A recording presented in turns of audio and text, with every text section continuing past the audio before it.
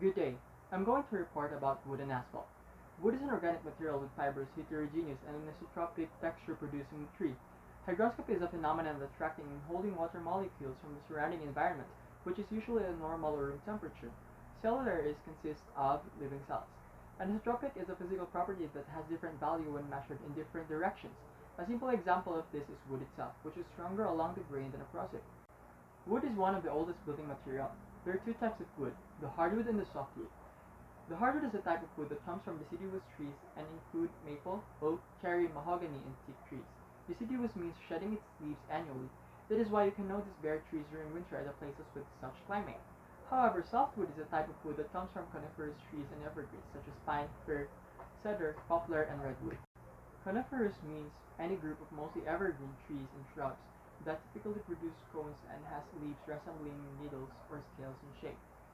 These are the examples of the types of woods, namely the ipil, kamagong, molave, nara, and yakal. Common construction products. The first one is a glue-laminated timber, or the glue lam, a stress-rated engineered wood beam composed of wood laminations. The second one is a plywood, which is a highly resistant to impact used in subflooring, single-layer flooring, wall, and roof sheathing. Next, we have oriented strand board. It's a combination of wood and adhesives to create a strong, dimensionally stable panel that resists deflection. The next one is cross-laminated timber.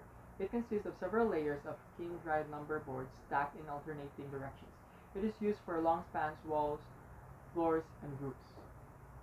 Followed by the structural composite lumber is a family of engineered wood products created by layering giant braided wood veneers, strands or flakes with moisture-resistant adhesive into blocks of material. The next is the S3S, or the surface 3 sides. The board has been run through a planer producing 3 flat surfaces, but the edges are left rough. And we have the S4S, or the surface and 4 sides. The board has been surfaced on both faces, the S2S, and received a rip on both edges, resulting in a board with 2 flat and parallel faces, and 2 flat and parallel edges. The difference between timber and lumber. For timber, it is a piece of wood over 5 inches wide by 5 inches thick regardless of the length. They are often used to construct the frames of large structures such as buildings and bridges.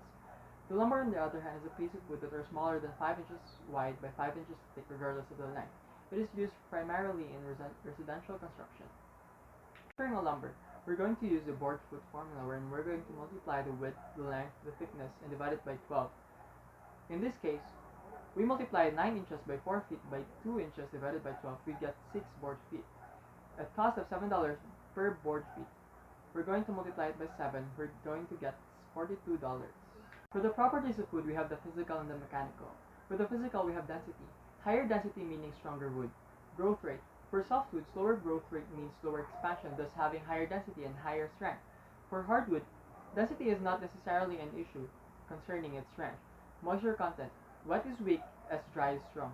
Other properties affecting strength are the slope, grain, knots, shakes, and checks.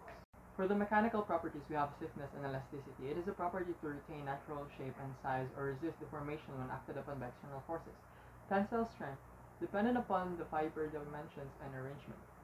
Compressive strength is the ability to resist load acting upon its cross-sectional area. Shear strength. Shear strength develops at along and across the grain of the wood. We have also bending strength. When loads are applied perpendicular to the long span of the beam. Toughness is dependent on the strength and arrangement of the fiber of the wood. Hardness is the resistance to abrasion or scratching. Livability is the ability of the wood to split. We also have tests for mechanical properties. The first one is the tensile testing. Stretch by moving the grips apart at a constant rate while measuring the load. The next one is the impact strength. It's measured by allowing a pendulum to strike a groove machine test piece and measuring the energy absorbed in the break. We also have Vickers, used to measure hardness, which uses a microscope to measure the depression caused on a polished surface by a diamond indenter with a load of kilograms. Next is the Knoop intenders, where loads less than 1 kilogram are used for measuring hardness.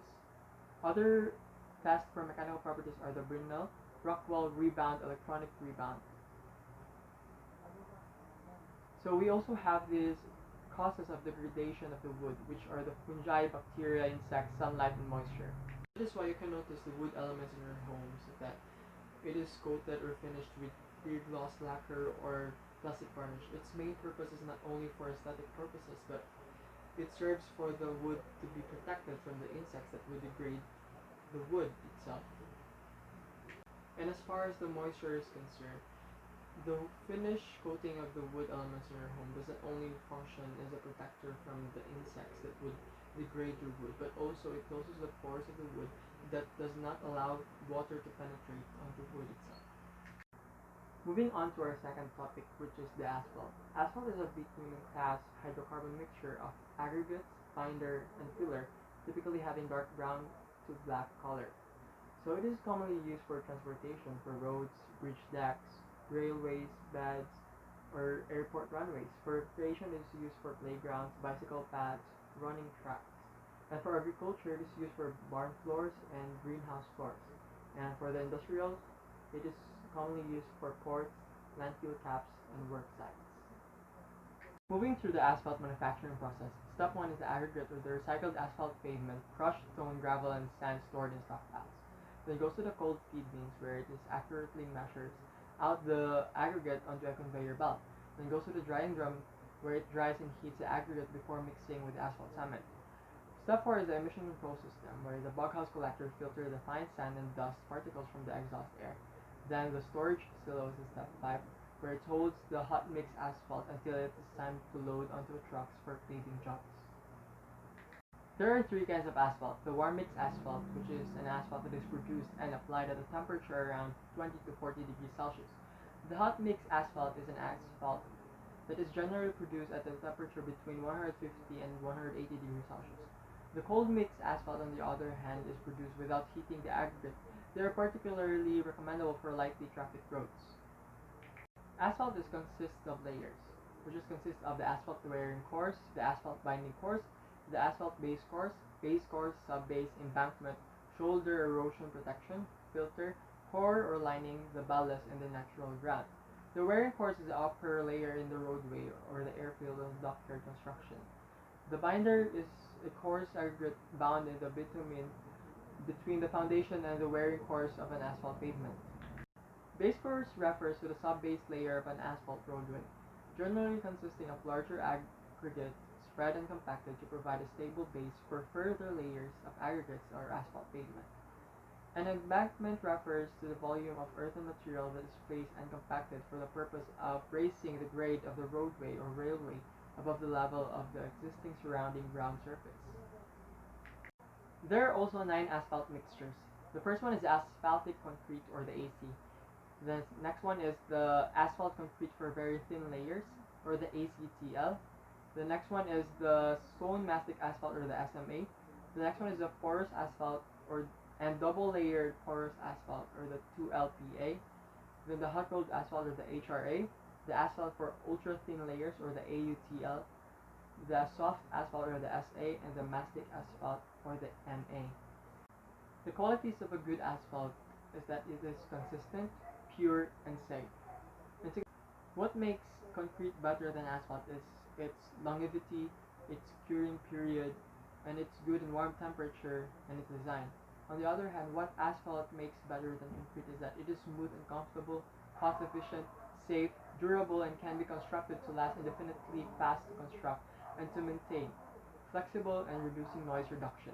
To tackle more about the comparison between the asphalt and the concrete is that not only the asphalt costs less, but also when it comes to the curing period, you can drive on the asphalt almost immediately, whereas for the concrete, you still have to wait for 7 days before driving on it.